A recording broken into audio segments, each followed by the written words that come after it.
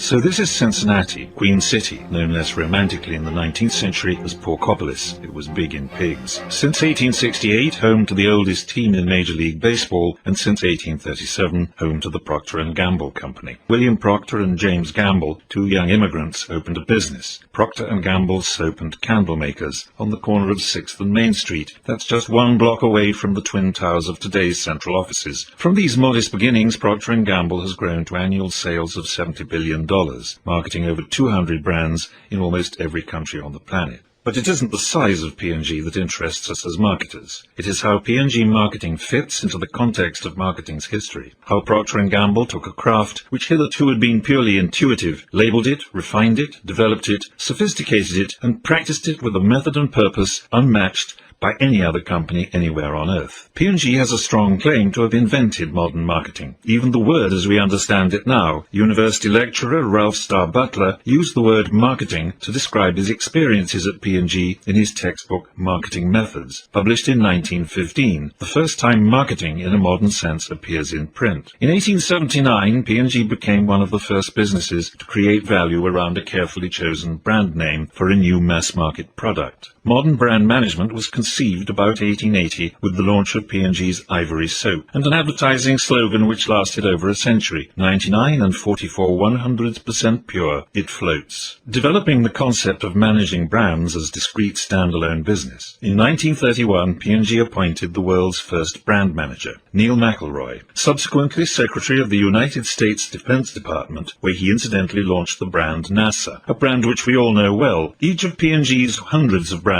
across the world still has a brand manager to this day. P&G invented market research in 1926, appointing Paul Doc Smelzer as manager of the world's first marketing research department, which by retirement he had built up to some 3,000 researchers. Procter & Gamble has been the world's biggest advertiser for decades. P&G was a pioneer of radio advertising, as they were of TV, and remain so in the field of internet and social media brand advertising. The phrase soap opera comes from the thousands of hours of radio and TV drama produced by P&G to sell their soap brands. In 1999, the editors of Advertising Age, the house magazine of the US advertising and marketing industry, unanimously voted to name Marketer of the 20th Century the Procter & Gamble Company, just 160 years after its startup on the banks of the Ohio. The Ohio River has seen a modest 19th century startup become the acknowledged University of Modern Marketing. The wise marketer observes P&G closely, and in our course we will do so. But what of marketing before P&G? In the next class we will ride back in time and visit early marketing in the cave.